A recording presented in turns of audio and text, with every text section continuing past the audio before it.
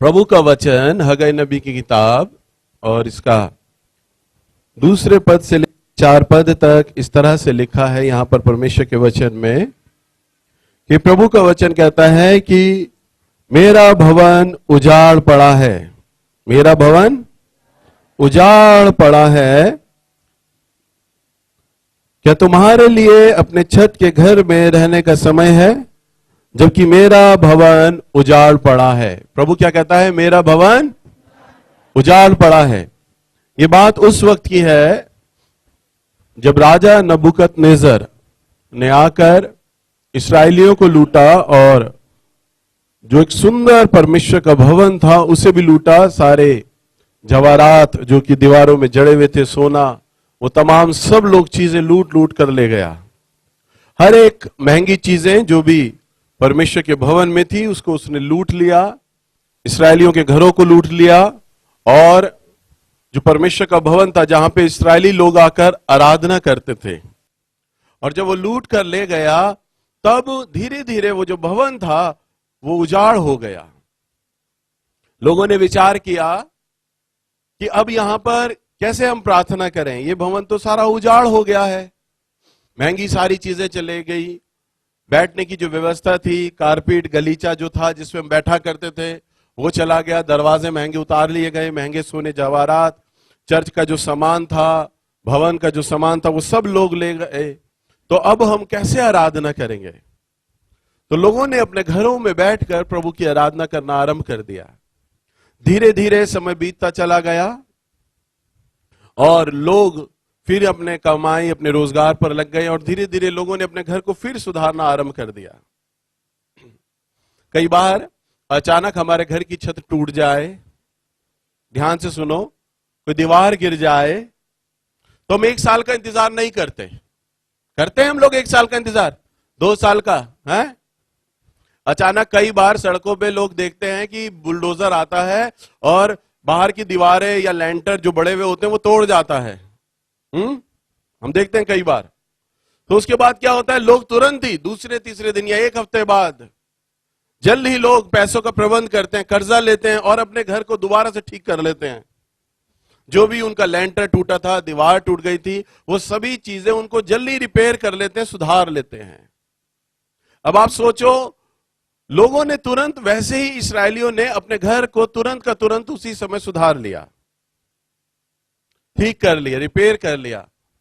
पर समय बीतता गया, लोग अपने घर को ठीक करने में, उसे सजाने में, उसे जचाने में, उसे संवारने में जुट गए। परंतु जो प्रभु का भवन था वो धीरे धीरे और उजाड़ और उजाड़ और उजाड़ होता गया और एक समय हो गया वो खंडर हो गया। वो क्या हो गया? अब खंडर में क्या होता है? जाले होती हैं, चमगादड़े होती हैं, दीवारें टूटी होती है। खंडरों में कोई जाना पसंद नहीं करता है, एक तो गंदगी और दूसरा डर, कोई नहीं जाता। अब प्रभु का जो भवन था ना वो खंडर हो गया। कहा वो भवन प्रभु की आराधना, प्रभु की सेवा के लिए इस्तेमाल होता था, और वो जगह है ना पूरी तरह खंडर हो गई है, लोग कोई जाता ही नहीं वहां पर। अब सब लोग अपने घरों में बैठकर प्रार्थना कर रहे हैं, आराधना कर रहे हैं। प्रभु उन्हें आशीष दे रहा है, उनके काम को आशीषित कर रहा है, बढ़ा रहा है। ओ मेरे बच्चे हैं, राजा ने आकर इन्हें लूट लिया, मेरे भवन को लूट लिया, कोई बात नहीं, मैं इन्हें दोबारा स्थापित करूंगा, मैं इन्हें बढ़ाऊंगा। और प्रभु ने उनके कामों को, उनके रोजगारों को आशीष देना आरंभ कर दिया। वो फिर से अपने जीवन में धनी होने लग गए और धनी होते होते उन्होंने क्या किया? अपने जीवन को संवारना शुरू किया, अपने घरों को सुधार लिया, अपने घरों को ठीक कर लिया। पहले के समान सब लोग ठीक हो गए, पहले के समान सब लोग ठीक हो गए। परंतु जो परमेश्वर का जो भवन था ना, जिसमें पहले आराधना हुआ करती थी, अब वो आराधना के लायक बिल्कुल नहीं था, अब तो उजाड़ हो गया था, खंडर हो गया था। प्रभु इंतजार कर रहे थे कि कब शायद अब मेरे बच्चे होश में आएंगे, अब इनके खर्चे पूरे हो गए हैं, अब इन्होंने अपना घर बना लिया है, अब जचा लिया है इन्होंने, अब ये मेरी सुधि लेंगे, अब ये आएंगे और मेरे घर को ठीक करेंगे, आएंगे। क्योंकि इनके बाप दादाओं, इनके पुरखाओं इसी जगह तो आया करते थे आराधना के लिए, यहीं तो आते थे। अब ये आएंगे मेरी सुधि लेने। प्रभु प्रतीक्षा करते रहे, प्रतीक्षा करते रहे, कई वर्ष इस प्रतीक्षा में बीत गए। अंततः परमेश्वर ने अपने दास हगई नबी को बुलाया और इस्राएलियों के प्रति परमेश्वर ने उस शिकायत को दर्शाया। कहा प्रभु ने अपने वचन में कि यहोवा यूं कहता है, क्या तुम्हारे अपने छत में घर में रहने का समय है, जबकि मेरा भवन उजाड़ पड़ा है। इसलिए अब सेनाओं का यहोवा यूं कहता है कि अपनी चाल चलन पर ध्यान करो। तुम में ने बहुत बहुत परंतु थोड़ा काटा, तुम खाते हो परंतु पेट नहीं भरता है, तुम पीते हो परंतु तुम्हारी प्यास नहीं बुझती, तुम कपड़े तो पहनते हो परंतु गर्माते नहीं, और जो मजदूरी कमाता है वह अपनी मजदूरी की कमाई को छेद वाली थैली में रखता है। प्रभु कह रहा है, कई वर्ष हो गए मुझे इंतजार में, मुझे प्रतीक्षा में। तुम लोगों ने अपने अपने घरों को जचा लिया, संवार लिया, ठीक कर लिया, पर मेरे घर की सूदी तुम लोगों ने नहीं ली अभी तक। तुम्हारे जो सामान उजड़ गए थे उन्हें तुमने दोबारा से ठीक कर लिया। उदाहरण के लिए हमारा एक टीवी की लाइफ क्या रहती है? 10 साल, 15 साल, ज्यादा से ज्यादा 20 साल। हमारा एक टीवी हम लेकर आते हैं, 10-5 साल चलता है, 15 साल चलता है, खराब होने लगता है, हम दूसरा उसे नया ले आते हैं। कई लोग तो फैशन के पीछे होते हैं, अरे अब तो एलईडी का जमाना आ गया, अब एलईडी ले लेते हैं। एलईडी ले लिया, 2-3 साल अभी बढ़ते ही हुआ था, फिर प्लाज्मा आ गया, अरे अब तो बड़ा प्लाज्मा लेना है, बड़ी पिक्चर दिखाई देगी, अब तो प्लाज्मा टीवी लेना है। फिर प्लाज्मा ले लेते, जो पुराना टीवी था उसे बेच देते हैं, नया वाला टीवी ले लेते हैं। पहले सीडी प्लेयर होता था तो सीडी प्लेयर को बेच दिया, अब तो डीवीडी का जमाना आ गया, अब डीवीडी ले लेंगे हम, हैं? अब डीवीडी थोड़े दिन लोगों ने बढ़ती, फिर ब्लू रे का जमाना आ गया, अब तो ब्लू रे आ गया है, हम तो डीवीडी भी बेच देंगे, ब्लू रे रहेंगे। अब तो होम थिएटर लेंगे, हैं? अब तो सीधा बस पेन ड्राइव लगाओ, सीडी डीवीडी की भी जरूरत नहीं है, होम थिएटर लेंगे, आवाज को गुंजाएंगे घर में। नए नए सामान बटोर लेते हैं लोग, हैं? छोटा फ्रिज था, 2-4 साल बढ़ता, अब हमें बड़े फ्रिज की आवश्यकता आ गई है, छोटा बेच देंगे, बड़ा वाला फ्रिज लेंगे। आप विचार करो, कल्पना करो, बीते वर्षों में आप सभी लोगों ने अपने अपने घरों में नए नए सामान लिए होंगे। हर साल त्योहार आता है, घर को जचाते हो, संवारते हो, सफेदी कराते हो, रंग पेंट कराते हो, कराते हो या नहीं? कई बार घर की दीवारें उधड़ जाती हैं, राजमिस्त्री को बुलाकर उन्हें ठीक कराते हो, काम कराते हो। परंतु प्रभु कहता है, मेरा भवन तो उजाड़ पड़ा है, मेरा भवन उजाड़ पड़ा है। लोगों की जो दिमाग की जो स्थिति थी ना, मनोवृत्ति, सोचने की जो सोच थी, जैसी पहले थी वैसे ही आज भी है, वैसे ही आज भी है। पहले भी लोग सिर्फ अपने घर के पे ध्यान दिया करते थे और प्रभु के भवन पे ध्यान नहीं देते थे। आज भी लोगों की वही सोच है, मेरा घर, मेरे बच्चे और मैं, हमारे अपने घर तक हम सीमित रहते हैं, परंतु जो प्रभु की चीजें हैं ना, प्रभु का भवन है, उस पे हमारा ध्यान नहीं होता है। आप लोग यहां चर्च में आते हैं, कभी आपने विचार किया कि दिसंबर में जब सफेदी होती है तो इस सफेदी का, इस रंग पेंट का कितना खर्चा आता होगा? आप हर साल अपने घर में रंग पेंट कराते हैं, कभी आपने विचार किया हर साल यहाँ चर्च में सफेदी होती है, कोई परिवार आगे आया कि मैं रंग पेंट का खर्चा अब की बार मैं दे दूंगा, या मैं कुछ हिस्सा मैं रंग पेंट के लिए जमा कराता हूं? कभी किसी ने विचार किया? प्रभु शिकायत करता है, मेरा घर उजाड़ पड़ा है, मेरा घर उजाड़ पड़ा है। आप लोग बिजली के बिल देते हैं हर महीना, कहीं से कोई कमजोरी आ जाए, अचानक बिजली का बिल ज्यादा आ जाए, आपकी माथे की लकीरें आ जाती हैं, बिजली का बिल ज्यादा आ गया, आप कहीं से कर्जा लेते हो, पैसे बटोरते हो, आप बिल जमा कराते हो। कभी आपने, किसी ने चर्च के बिल की सूदी ली कि हम चर्च का बिल हम अब की बार जमा कराएं, या चर्च के बिल में हम कुछ अपना हिस्सा दे दें? प्रभु का भवन है ये। प्रभु शिकायत करता है, मेरा भवन तो उजाड़ पड़ा है। और जो चर्च के जो खर्चे हैं, जो और चीजों के खर्चे हैं, अचानक एम्पलीफायर खराब हो जाता है, अचानक पंखे खराब हो जाते हैं, अचानक लाइटें खराब हो जाती हैं। अभी पीछे शॉर्ट सर्किट हो गया, चर्च की सारी लाइट जल गई अचानक, अभी 2-4 दिन पहले चर्च के लगने से पहले पहले वो कराया गया। अगर सोचो चर्च का भेंट आए तो मुझे गिरवी करने की, अपने घर का जेवर गिरवी करने की क्या आवश्यकता। हालेलुया। परंतु अब विचार करो, यदि मैं अपने जेवर को, अपनी चीजों को, मैं इसलिए बढ़ाई नहीं कर रहा कि मैं कोई बढ़ाई करके कोई हिस्सा या मेडल या पदक जीतना मांग रहा हूं, ऐसा नहीं। मैं अपनी बढ़ाई भी नहीं कर रहा, ये तो प्रभु जानते हैं। परंतु मेरा कहने का प्रयास यह है, यदि मैं ऐसी भागीदारी करता हूं अपने चर्च के लिए, सेवा के लिए, प्रभु के भवन के लिए, तो परमेश्वर उसका प्रतिफल तो मुझे अवश्य देगा। मेरा प्रतिफल तो कहीं नहीं खोने वाला। परंतु क्या परमेश्वर वो अकेला मेरा ही है, आपका नहीं है? क्या वो अकेला मुझे और मेरे परिवार को आशीष देता है, या केवल मुझे ही वो चंगा करता है, वो आपको चंगा नहीं करता, या आपको आशीष नहीं देता, या आपको उद्धार नहीं देता, या अकेला मेरा ही परमेश्वर है, या अकेले केवल उस पर मेरी जिम्मेदारी है? नहीं, जैसा वो मेरा है वैसा वो आपका भी है, हम सबका है। हालेलुया। प्रभु शिकायत करते हैं, मेरा भवन उजाड़ पड़ा है। हम लोग चर्च में आते हैं, कुछ पैसा 10-20 रुपया दान में डाल देते हैं, या कभी साल में 1-2 बारी हमने प्रभु के लिए स्पेशल भेंट ली, वो हमने ऐसा कर दिया, तो हमने हाथ जोड़ लिए, पल्ला जोड़ लिया। अब तो हमने बहुत सारा पैसा खर्च कर दिया इस वर्ष, परंतु अब इससे ज्यादा नहीं। मेरे पास जितना आता है ना, इतना मेरे घर के किचन में पैसा नहीं लगता होगा, जितना सारा पैसा प्रभु की सेवा में लग जाता है। अगर वो सारा पैसा मैं प्रभु की सेवा के लिए बटोर लूं, जोड़, अगर वो सारा पैसा है मैं प्रभु की सेवा में ना खर्चूं, तो मैं कब का अपना मकान बना लूं।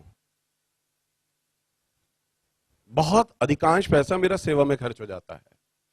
और मेरा ये ध्येय है, मेरा लक्ष्य है, मैं चाहता हूं कि मेरा कोई साइड इनकम हो, मेरा कोई साइड बिजनेस हो। मैं आपको कह रहा हूं, मैं चाहता हूं मेरा कोई अपना व्यापार हो, मेरा कोई अपना अलग कमाई का जरिया हो।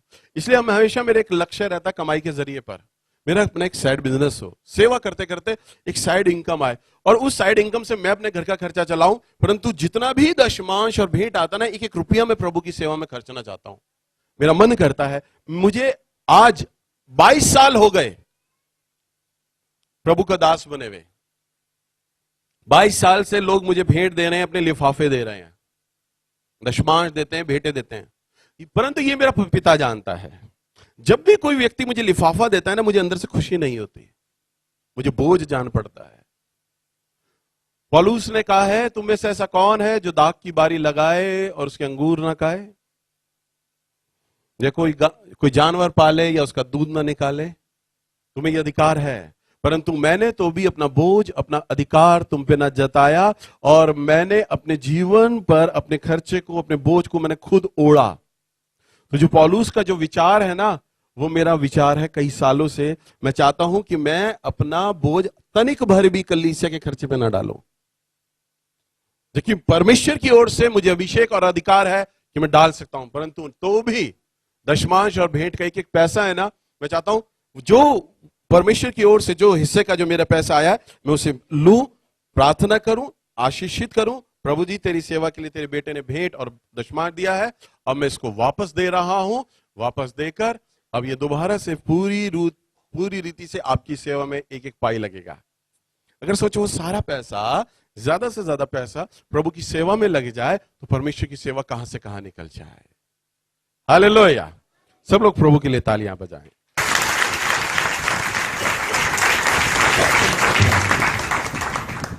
प्रिय दर्शकों, यदि आप परमेश्वर की सेवकाई को बढ़ाने हेतु अपनी भेंट राशि भेजना चाहते हैं, तो हमारा पता है world in action, Canara bank. हमारा अकाउंट नंबर है 241610201225। हमारा IFSC कोड है CNRB00024116।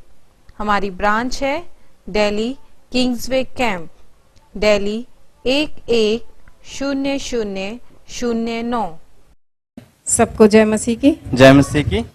मैंने जब फाइनेंस के 2 बार भैया ने अनाउंसमेंट करी थी, मेरे पास बजट भी नहीं था और घर में बहुत ज्यादा दिक्कत थी। जैसे तैसे करके मैंने प्रभु से कहा, प्रभु ने मेरे को जो भी दिया और जो भी मुझे बोला मैंने लिफाफे में डाल के दे दिया जी। सब गवाहियां दे रहे थे लेकिन मेरे साथ कुछ भी नहीं हुआ। मैंने कहा प्रभु मेरे साथ मैंने भी तो बोया है, प्रभु मुझे भी कुछ दो।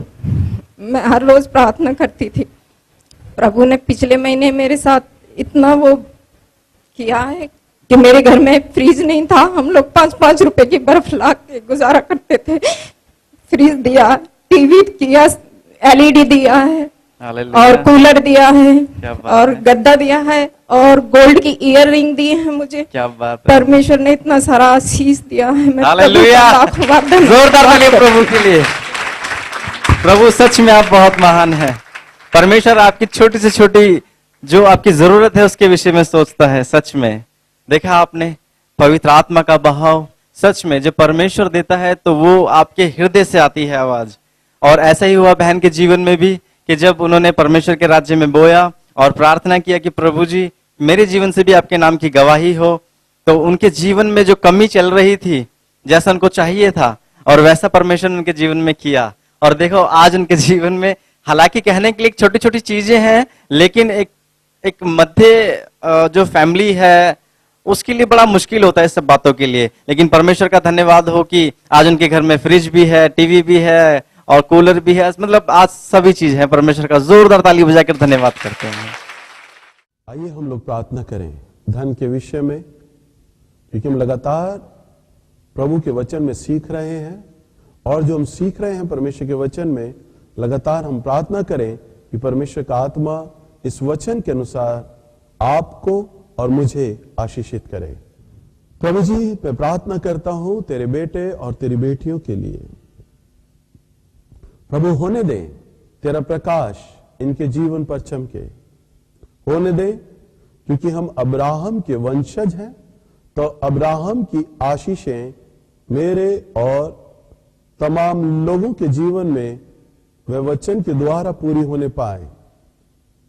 हे परमेश्वर हमें सिखला कि हम भी अब्राहम के समान विश्वास करें और विश्वास के द्वारा उन तमाम आशीषों को अपने जीवन में अनुभव करें जो अब्राहम ने अपने जीवन के अंदर अनुभव करी। होने दे परमेश्वर तेरा आत्मा तमाम लोगों के मनों को छू ले और आशीषित करे। छू कर अद्भुत रीति से आप फाइनेंशियली आशीषित करें। मैं तमाम लोगों के जीवन पर से, क्योंकि तेरे बेटे और तेरी बेटियां तेरे वचन पर विश्वास कर रहे हैं, मैं इन तमाम लोगों के ऊपर से हर एक श्राप को, हर एक बंधुआई को इसी समय मसीह यीशु के नाम में नाश करता हूं। ए अंधकार की शक्ति, ए अंधकार के साम्राज्य, मैं तेरा खंडन करता हूं प्रभु यीशु के नाम से। तेरा कोई भी अधिकार इन लोगों के जीवन पर नहीं है। अब तो इनके मनों पर इस प्रकार का विचार नहीं दे सकता है। मैं तेरी तमाम सामर्थ को जला देता हूं। हर एक श्राप, हर एक कंगालपन का श्राप, हर एक गरीबी और अभाव का श्राप तेरे बेटे और तेरी बेटियों के ऊपर से जाता रहे। प्रभु तेरे बेटे और बेटियां आज से मसीह यीशु में धनाढ्य किए जाएं, मसीह यीशु के नाम में, आमीन। सो हे मेरे प्रियो, ये वर्ष कटनी का वर्ष है। प्रभु के लिए आप जितना उदारता के साथ बोएंगे, परमेश्वर आपको कई गुना इसका बढ़ाकर वापस करेंगे। यदि आप किसी प्रकार की समस्याओं में हैं, तो आप हमारे प्रार्थना भवन में संपर्क कर सकते हैं। हमारा नंबर है 7042855656। हमारी फोन लाइन सुबह 8 बजे से शाम 6 बजे तक आपके लिए खुली रहेंगी।